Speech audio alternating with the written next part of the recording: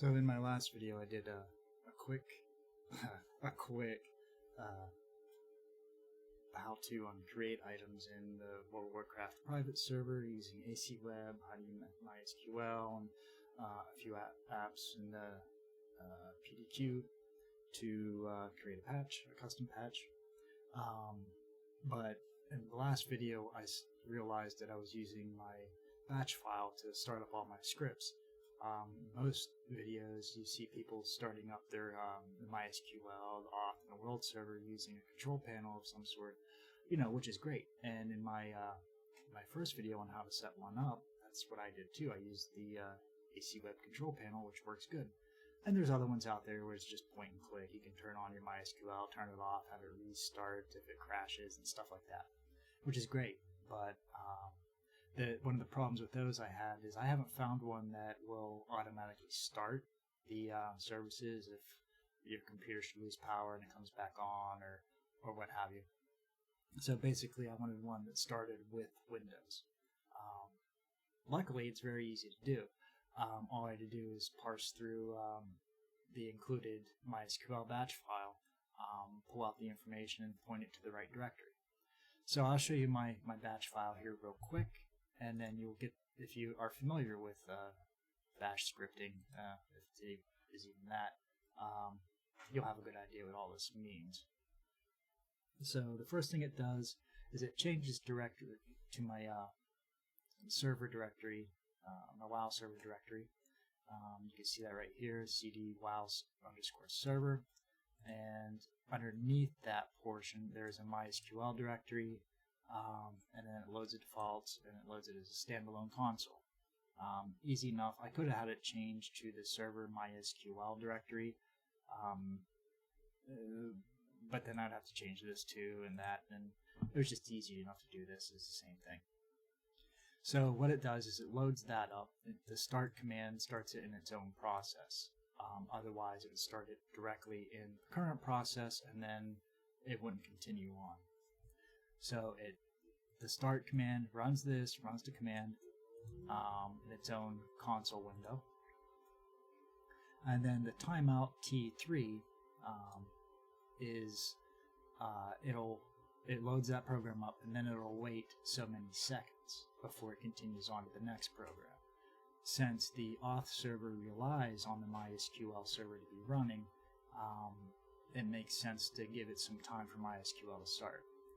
Now on most systems, including my virtual machine, it's only a dual core, I think, with 4 or 8 gigs of RAM, running Windows, it doesn't take that long at all. So you can probably change that timeout to like 1 or 2 seconds, but I leave it at 3 just in case, whatever.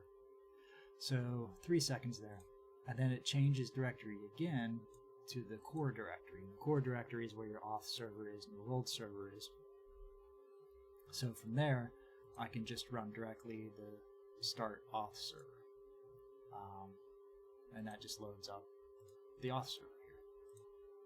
And then again, it waits 3 seconds because the auth server doesn't take very long to start. The longest I've seen it start is when my mysql, for whatever reason, was just running really crappy. So I restarted mysql and it worked just fine. So 3 seconds is more than enough. Even when it was running really crappy, it was faster than that.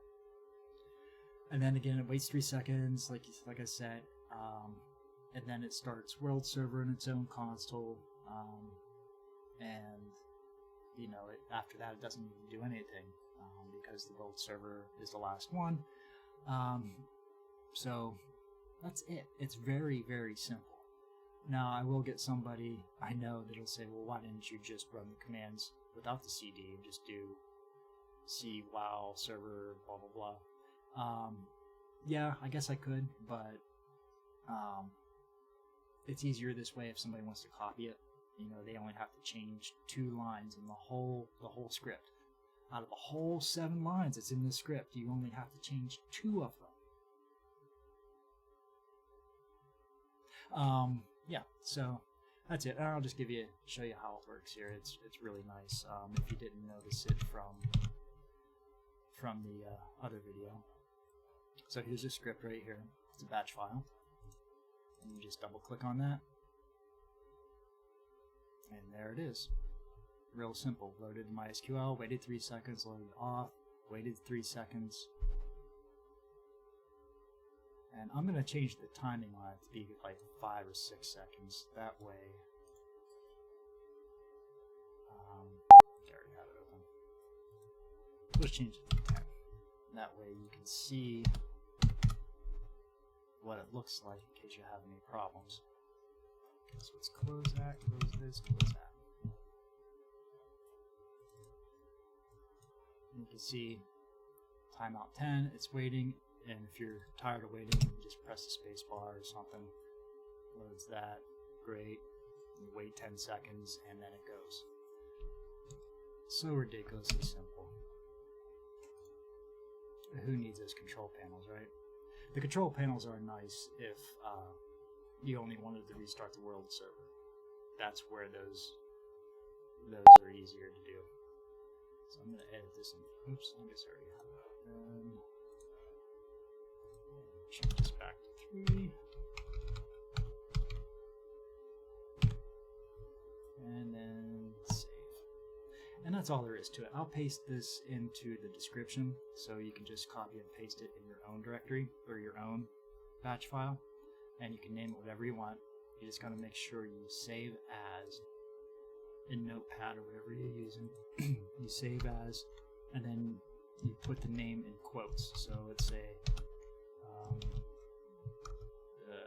TDG for the truck guy, start while.bat, quote.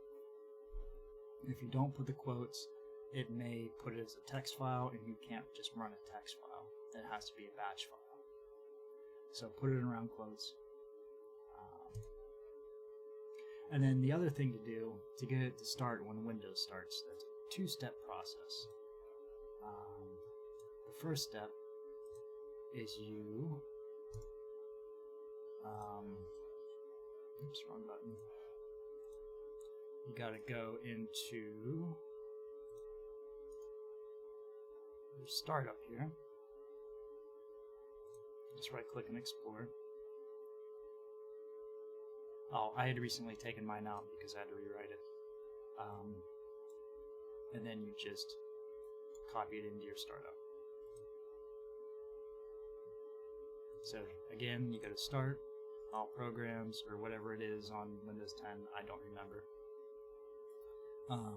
Right click on Startup, go to Explore, and then just right click, copy, and drop it in. Now after you log into the computer, it'll automatically start this. But you have to be able to log into the computer first. So to do that, there is a program around here. Hopefully, that's not it. That's not it. I am so prepared for this. You know what? I might have deleted it. Yep. Okay, well, we'll go find it. There's a program from Microsoft called AutoRun. And it's under the sysinternals app. Sysinternals, AutoRun.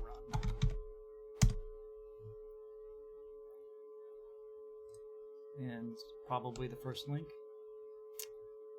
That's not it. Let's go back. Oh no, I'm sorry, it's auto login. My bad. There it is, auto log on. And if you type it right, like I didn't do, but if you type it right the first time, you click the first link, it'll take you here. Download auto login. Save it, obviously.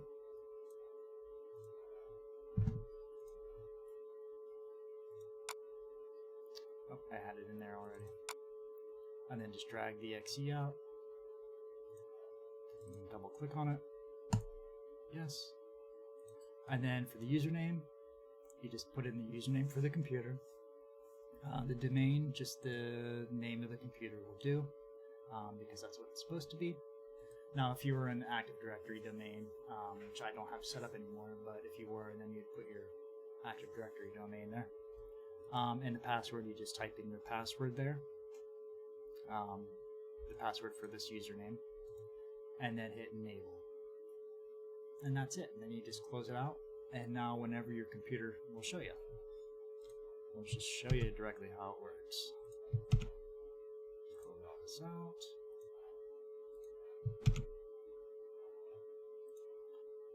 Sorry, this is, let me actually switch this up a little bit. Okay, we're gonna open it up in my VMware console once I get it loaded.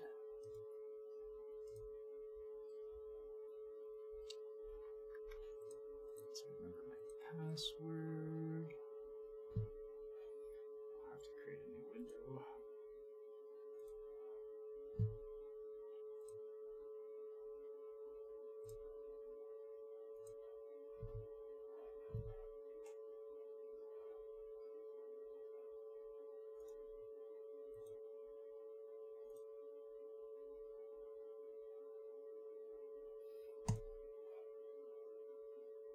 Okay.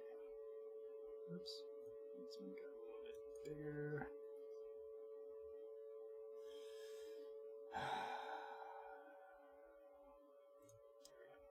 That's close enough. Okay, so we got this.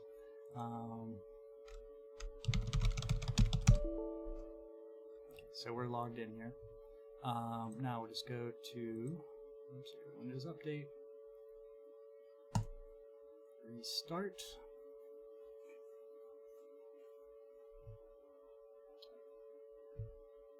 I don't know why this isn't fitting correctly, but we'll go with it.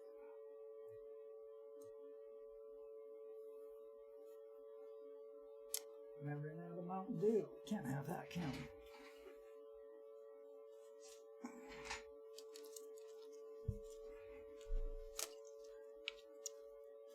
Please wait.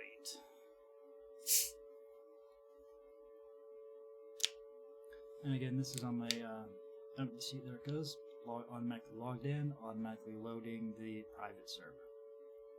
Easy peasy.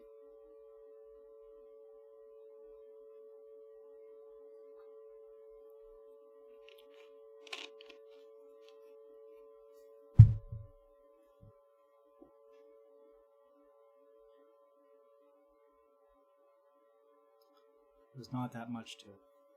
And like I said, I'll paste this script. I'm not going to paste the actual file. I'll just paste the script, and then you can just drop it right into a batch file, save it where you want to, run the auto login if you'd like, and drop it into startup. That way it starts up whenever it boots.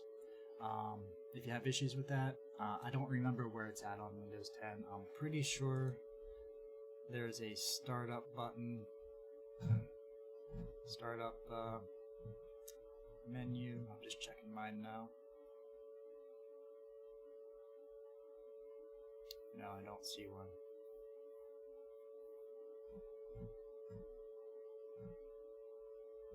Yeah, I don't see one. I know there is an option to start up programs when it boots. It might be under msconfig. Let's take a quick look.